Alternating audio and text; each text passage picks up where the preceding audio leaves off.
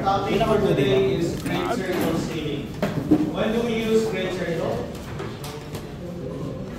We use great circle sailing when we are navigating on a very long voyages. Sit down. Okay? On a very long voyages wherein room line is not applicable because it consumes or it has more distance. Mas mahaba yung distansya mo when you use only room lines. Okay?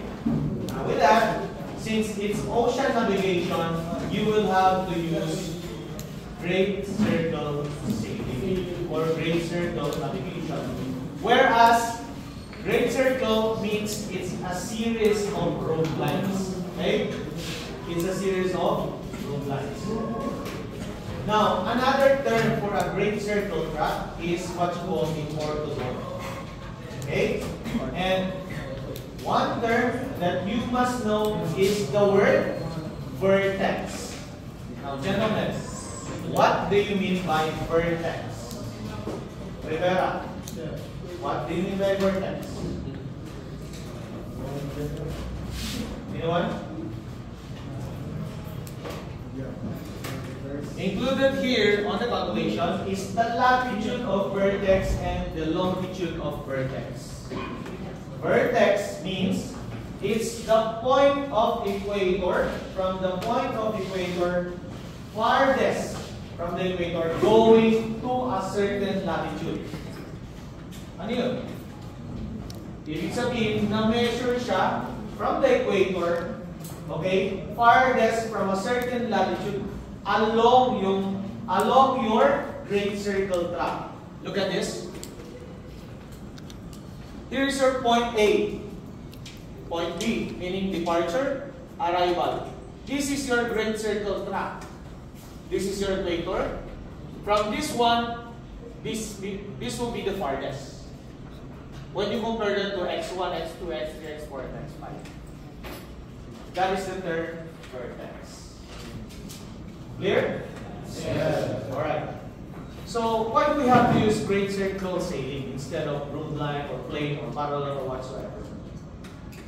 We use it for shorter distances. Mas maiksi yung distansya mo when you compare it to road line. Other than that, kapag maiksi yung distansya mo, anong nangyayari? Anong maisi-save? Fuel consumption. You have lesser fuel.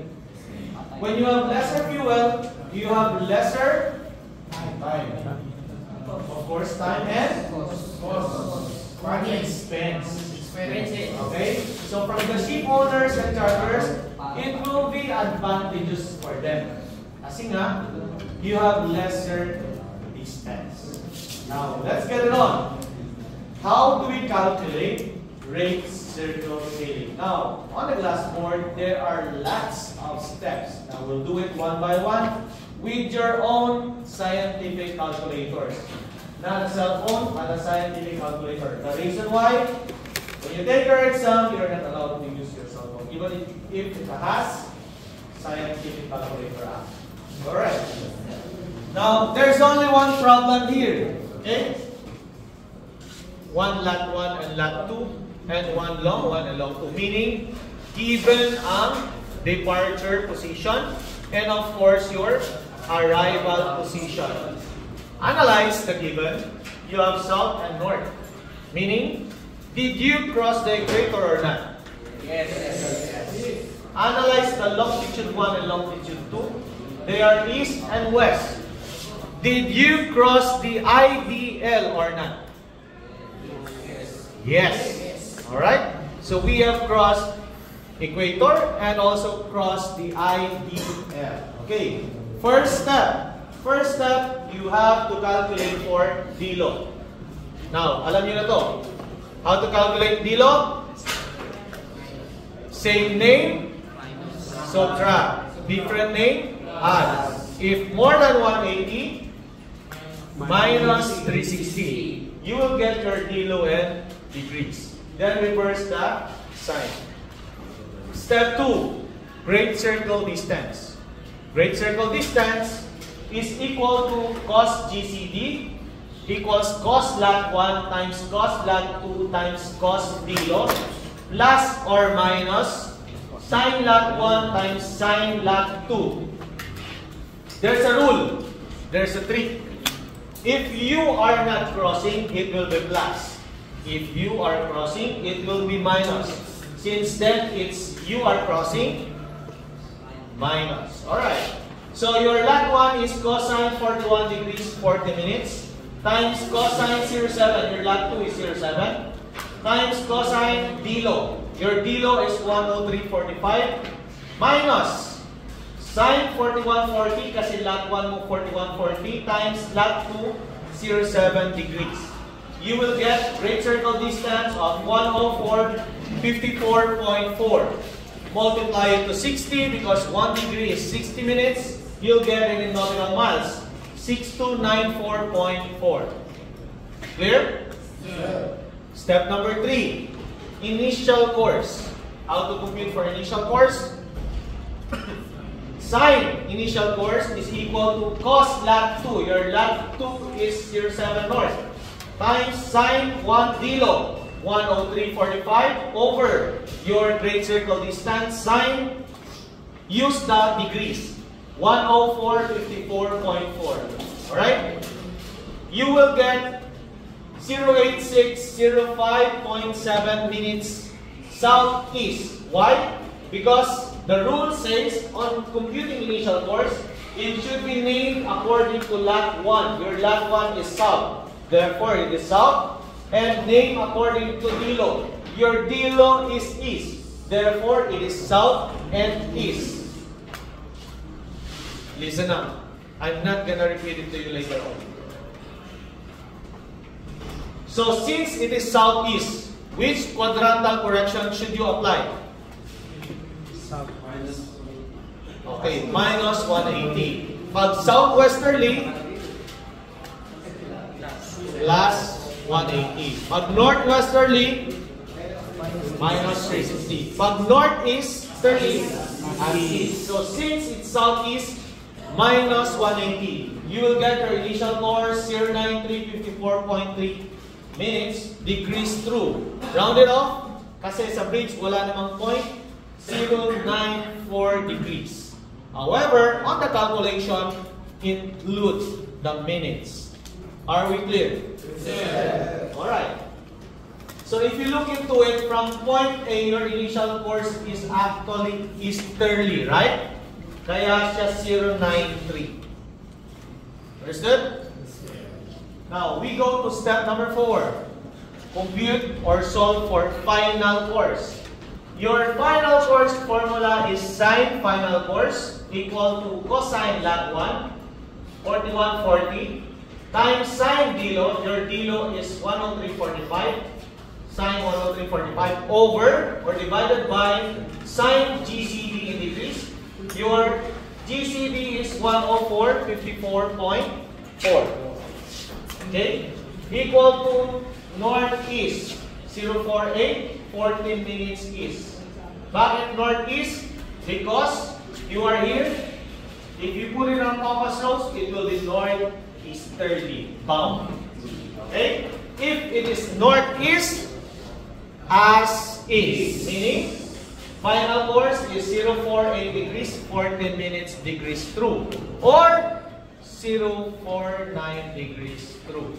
So, in the choices of your exam, kapag walang 04840 pero yan yung lumabas sa calculator mo, you can write down or answer 049. Clear? Yes. Alright, step number 5, the latitude of vertex. What is vertex again? Okay, it's the point farthest from the equator. It's a certain latitude farthest from the equator. It can be latitude, it can be longitude. Alright. Latitude of vertex is cos lat b. To make it short, lat b. Equal to cos lat 1 multiplied by sine initial course. So cosine lat 1 mo is 4140 times sine initial course mo ay 8605.7. Okay? So sine 08605.7, you will have your latitude of vertex 041 48.5 minutes south. Named according to lat 1. Your lat 1 is south. Clear? Yes. Number 6. Step number 6. Longitude of vertex naman. Now, sine dilo or difference of longitude of vertex is cosine initial course times sine lat v. So cosine 08605.7 initial course mo. Ayan, 08605.7 times sine 4149. That is your lat v. Rounded off 4148.5, 4149. Clear? Yes. Okay, sine 4149.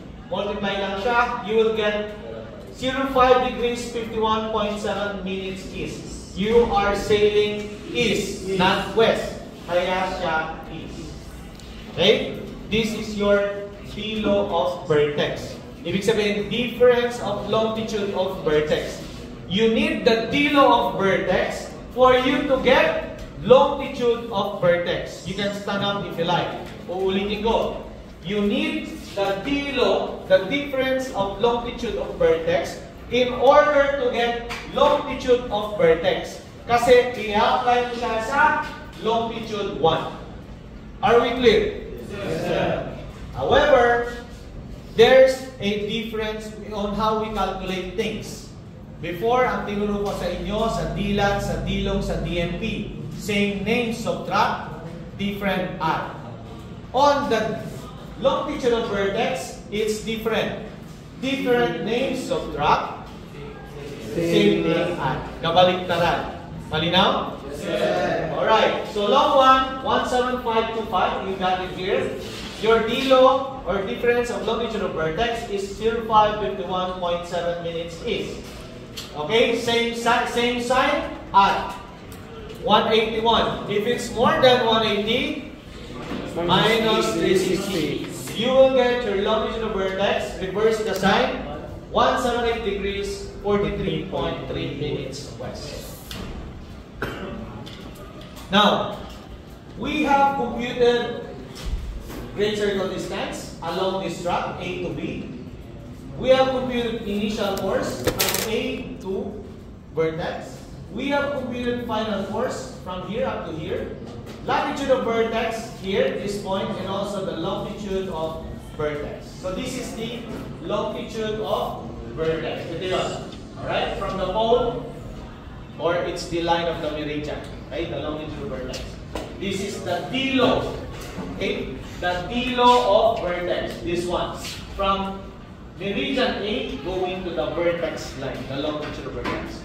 That is your dilo, or difference of longitude of vertex. Therefore, if we have computed, what is left? What is left on the diagram? What is left are the x1, x2, x3, x4, x5. So yun yung kulang. Now, you have to designate. As a navigator, you have to designate or decide.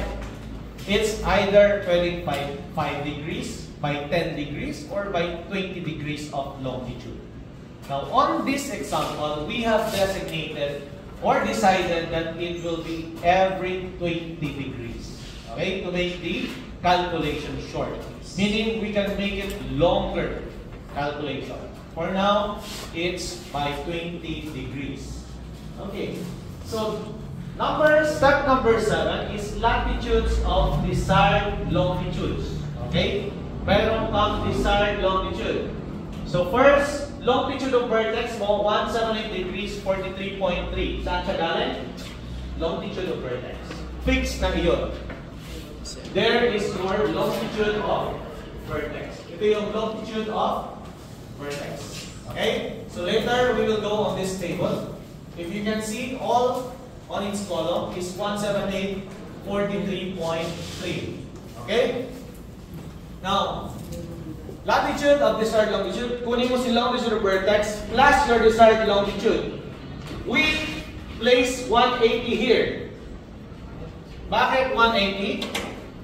Because here is 180. Si vertex mo or the latitude and longitude of vertex is in between.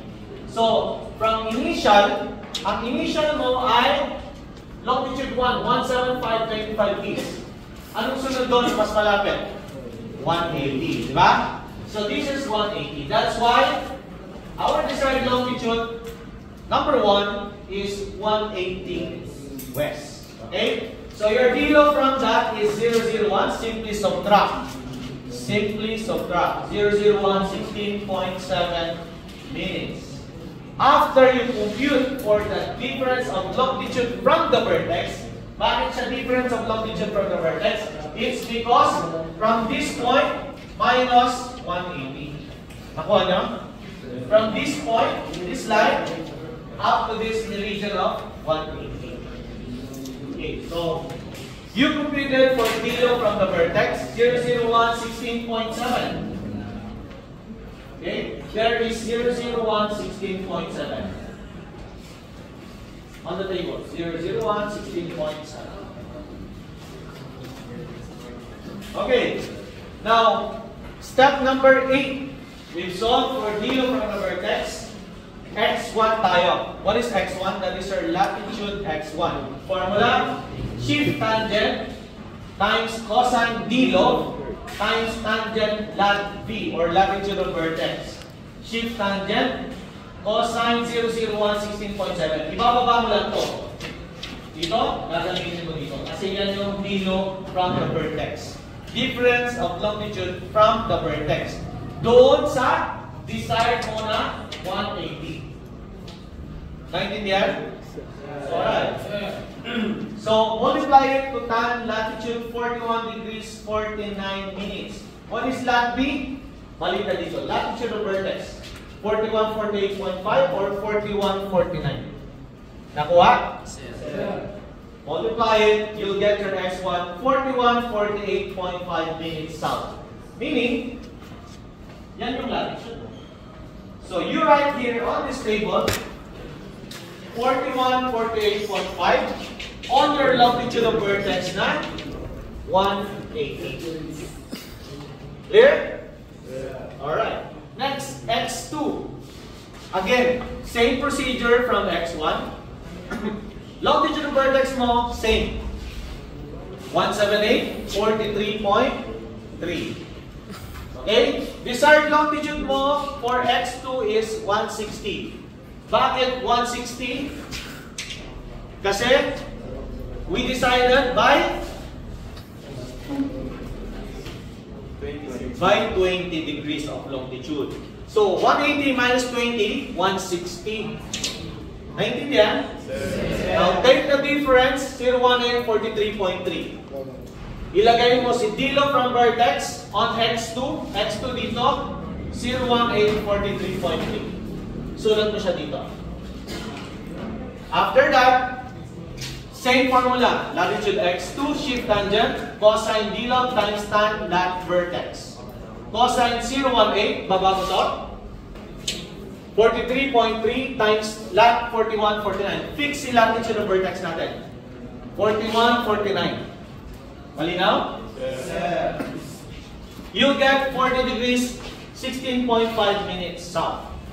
Sulat mo ulit si X2, 40 degrees, 16.5 minutes south. Nakuha? X3, same procedure. Longitude of vertex is fixed, 178, 43.3. Desired longitude mo again, minus 20.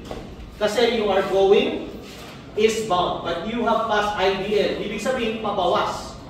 Okay, 140, your D-log from the vertex, meaning your D-log, okay, from the vertex up to here, 142 vertex, yun yung kinukompute mo. So, you subtract it, nakuha mo, 038, 43.3. Okay? Same formula, shift tan, 038, 43.3 times tan lat 41, 49, your latitude of vertex again. You will get 34, 54.8 minutes south. Ilagay mo yun sa latitude X3, 34, 54.8 minutes south. Then, yung D-log from the vertex, ilagay mo 038, 43.3, 03843.3. Malinaw? Yes, sir. Number 4, X4. Same procedure. Longitude of vertex, fixed. Desired longitude mo this time, dahil minus 20, magiging 120 west. Take the difference, 05843.3, 05843.3. Okay? Compute for lat X4, shift tangent, cosine d log times tan lat d, or latitude of vertex. Shift tangent, cosine 058, 43.3. Lipat mo lang, times tan 41, 49. You will get 24 degrees, 54.9 minutes south. Ilagay mo yan sa X4, 24 degrees, 54.9 minutes south. Yung longitude, 120 west. Kasi you desired for it, right? Ito ng plano, di ba? Yes. Oh, yan. So ikaw masusunod. Ikaw ang navigator. So ikaw ang masusunod. Last one. Longitude B, 178, or longitude of vertex, 17843.3. Desired longitude mo, minus 120 minus 20, you'll get 100. West. Difference, 07843.3. Sulat mo dito. 07843.3. Okay? Same formula, latitude X5. Shift tangent, cosine d log times tan lat vertex. Shift tangent, cosine, baba mo lang, 07843.3 times tan lat, 41 degrees, 49 minutes. You'll get 09 degrees, 55.5 minutes south. 09 degrees, 55.5 minutes south. 100 west, 07843.3. Arrival point, nasa given na siya. Departure point, nasa given na siya. Understood? Sir. That's how you compute basically great circle safety. Isn't it great? Questions? Okay. Dahil sa barko, dapat, preskarte ka.